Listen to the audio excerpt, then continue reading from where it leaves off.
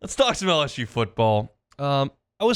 Today when I was thinking about the LSU football segment I wanted to do, I had a couple things written down, and I decided to gravitate towards the defensive tackle side of things. And the reason why is because I think defensive tackle may have the lowest floor of any of the position groups that we've spent a lot of time talking about. Like, quarterback's floor, I guess, if Nussmeier went out, would be very low. Because you're talking about going to Michael Van Buren, who played last year, but, that's not what you're looking to do, I guess I should say. But you look at full strength, if we're taking injuries out, I can't come up with a place on the field that I think could be a real problem outside of defensive tackle. Like, I guess corner could. I guess safety could.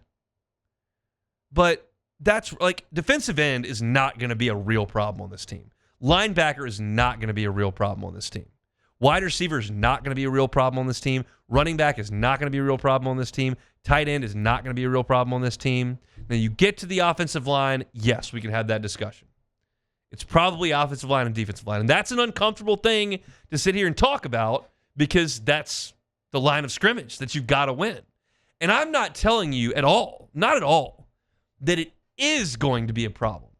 It is going to be a big problem. I'm telling you the potential exists for some real issues. Now, let me paint it sunshine and roses for you real quick, and then we'll get into what I actually think. But let's paint the sunshine and roses at defensive tackle. Jacobian Guillory is a sixth-year player.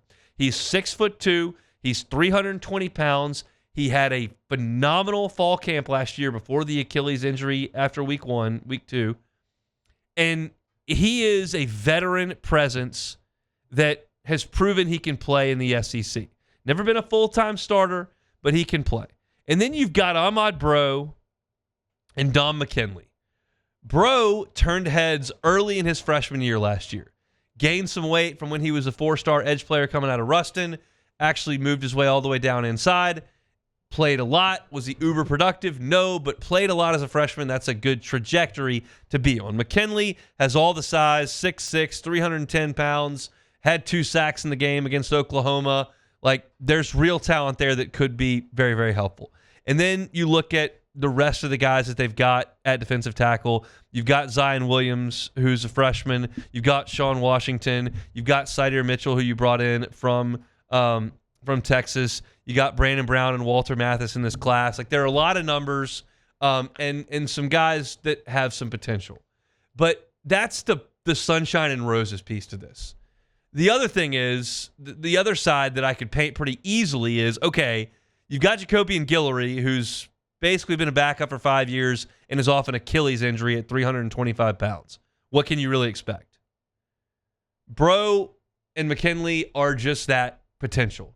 They've never been really impactful interior defensive linemen in the SEC. They've been out there a little bit, but not really impactful. Sider Mitchell was on the bench at Texas last year. Brandon Brown, Walter Mathis, true freshman. Zion Williams, freshman. Sean Washington, 4th year of college, never really been an impactful defensive lineman. So again, like, that's the two ways to look at it. I can paint it sunshine and roses. I can paint it as a very, very bleak picture. The truth of the matter is it's probably somewhere in the middle of that. It's probably not a disaster. It's probably not awesome. But how much Kyle Williams can get out of that group and what he can turn what's likely a rotation of Jacobian Guillory, Ahmad Bro, Don McKinley, Sean Washington, Sider Mitchell. Like, that's probably the rotation. If a true freshman gets into the mix, great. But what can he get out of that? The best LSU football teams that we have watched have been elite up front. They have made life really, really difficult on opposing running games. And I think LSU at edge is going to be tough to handle. I think Jack Pyburn is hell on the run game. I think Jamari Butler is big physical dude who can get in there and play the run. I think Patrick Payton is an immense talent. I think Gabe Relaford's got a chance to be an all-SEC player before he leaves LSU. Like, I think LSU on the edge is going to be a handful, both in terms of talent, skill sets, and depth. Because you got 5 guys you feel like you can play on the edge. Can the defensive tackles step up and be a great complement there? That remains to be seen. And if it doesn't happen, and you do give up a lot of yards on the ground between the tackles, and you don't create a lot of pass rush from the interior, and teams do push you around, well, you're going to have trouble accomplishing your goals. You just are. That's just a reality. Like, if you can't stop the run and create some pressure up front, you're going to have a hard time getting where you need to be. And again, I feel like every once in a while when I have one of these segments, I feel like everyone's listening going, "Guy, you're so negative." I'm not. I'm telling you it could be. But I am here to analyze the team.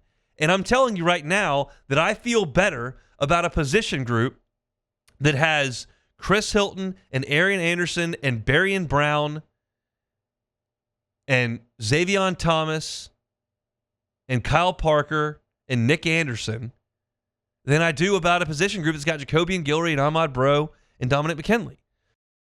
I feel better about the talent level of Caden Durham and Caleb Jackson and then Harlem Berry than I do about this group. I just do. I feel better about the skins on the wall that Garrett Nussmeier has as opposed to Jacobian Guillory. I don't think any of that is overly negative. I think it's just the reality. And every single team comes into a season with a few question marks. I had questions entering the season about what Daniel Dickinson and Stephen Milam could be in the middle of the infield. I think we've got our answer. They're freaking awesome. And there's a chance after a month of football that I look up and I go, nobody can block Ahmad Bro or Jacobian Guillory. They're just crushing people. And if that happens, then I'm going to look at this LSU team and go, well, they're going to be good on defense. I know they're going to be good on offense. This is a playoff team. But I'm just telling you that in my analysis of the team, I can see a situation where you don't have anyone who's sniffing all league type honors in the interior of your defense on the line. And that makes life a little bit more difficult trying to win at the highest level.